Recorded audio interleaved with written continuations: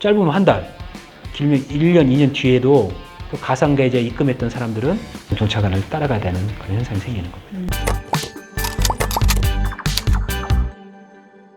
안녕하세요. 대담한 정책의 유재은입니다. 지난 4월 강남 학원가에서 학생들에게 마약 음료를 나눠준 사건 뉴스에서 보셨나요? 요즘은 마약 범죄가 우리의 평범한 일상까지 위협하고 있죠. 그래서 준비했습니다. 마약 범죄의 실태에 대해서 낱낱이 파헤쳐 보겠습니다.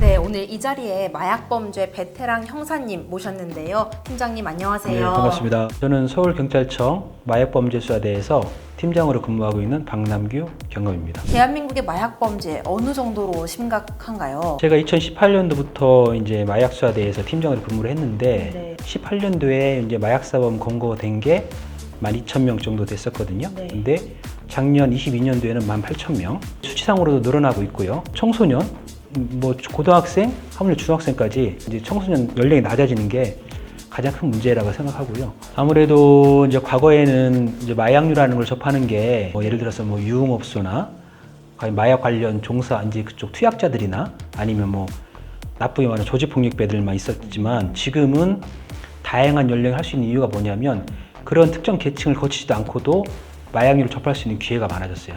최근에 온라인 SNS, 특히 가상화폐 활용한 마약 거래도 굉장히 많이 늘어나면서 마약 범죄가 더 간교하고 또 은밀하게 이루어지는 것 같아요. 상담의 광고를 하기를 가상계좌로 코인을 입금하면 추적이 안 된다고 광고를 하니까 또 그런 유혹에 빠져서 코인을 입금을 하는 거거든요. 그러나 경찰은 네.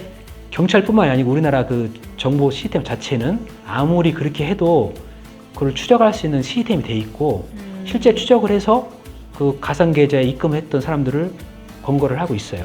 내가 지금은 잡히지 않았지만 짧으면 한 달, 길면 1년, 2년 뒤에도 그 가상계좌에 입금했던 사람들은 경찰관을 따라가야 되는 그런 현상이 생기는 겁니다. 결국은 우리나라 그런 단단한 시스템에 의해서 네네네. 또 경찰분들의 노고에 의해서 반드시 잡힌다. 네, 이 부분이 좀 강조되는 것 같은데요. 지난 4월이었던가요? 그 강남 학원가에서 학생들한테 마약 음료를 나눠주고 좀 협박까지 했다고 한 사건을 들었습니다. 팀장님께서도 그 수사 과정에 함께 하셨다고 했는데 주범이 드디어 잡혔다고? 그때 국내 주범은 바로 검거가 됐고 실제 또 그 시켰던 상선이 그 당시에는 이제 신병을 확보를 못해서 우리가 적색 수배를 하고 중국 공안에다 협조 요청을 했는데 최근에 중국 공안에서 검거가 돼서 송환을 지금 요청을 하고 있는 상태입니다. 제가 또 기사에서 보기론 마약 사범이 3명 중 1명이 재범일 정도로 마약을 한번 시작하면 끊기가 쉽지 않다 이렇게 얘기를 하는데 그 심각성이 어느 정도일까요? 이제 보통 마약 재범률이 뭐 36%에서 40% 정도 통계적으로는 그렇게 되는데 마약을 하면 도파민을 강하게 강제로 분비를 시키는 거예요. 근데 마약이 끝나면 마약을 했을 때 나왔던 도파민이 있잖아요. 뇌가 기억을 하죠.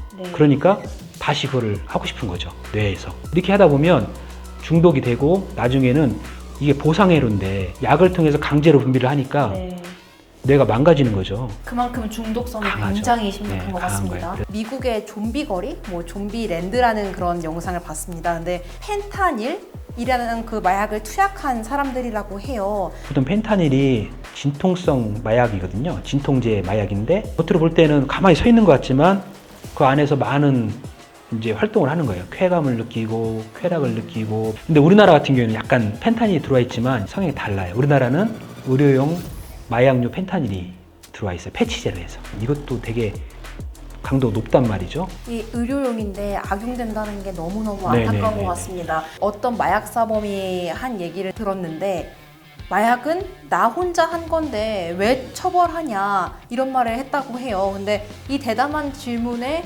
대담한 일침 한번 해주시면 좋을 것 같은데. 그러니까 아니 제가 돈 벌어서 제 돈 내고 마약해서 제가 투약을 했는데 왜 저를 잡아서 구속을 시키고 그럽니까?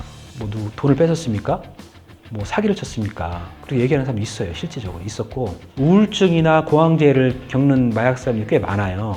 네가 스스로 마약을 하는 걸 합리화시키지 마라. 우리나라 법에 처벌하게 돼 있다. 정부에서도 마약과의 전쟁 선포했죠. 예, 지금 전 정부 부처가 노력을 하고 있고 특히 단속 기관인 검찰, 경찰, 관세청은 유기적으로 협조를 하고 있고요. 특히나 이제 마약류가 해외에서 많이 들어오잖아요. 관세청에서는 이제 그 마약류 적발하기 위해서 엄청 많은 노력을 하고 있고, 네. 투약사범들이 본인이 단약 의지가 있으면 단약을 할 수 있도록 그 마약 퇴치 운동본부하고 연결을 해주고 있어요. 거기서 재활 치료도 하고 상담 치료도 할 수 있도록 그런 치료를 통해서 지금 이제 줄여 나가려고 노력을 하고 있습니다. 우리 형사님들께서도 마약 범죄 수사로 또 밤낮 없이 또 힘드시고 또 바쁘시다고 들었는데 그만큼 마약 사범은 결국 언젠간 검거된다. 된다. 네네. 네, 검거된다. 언젠간 잡힌다. 네네. 꼭 명심하겠습니다.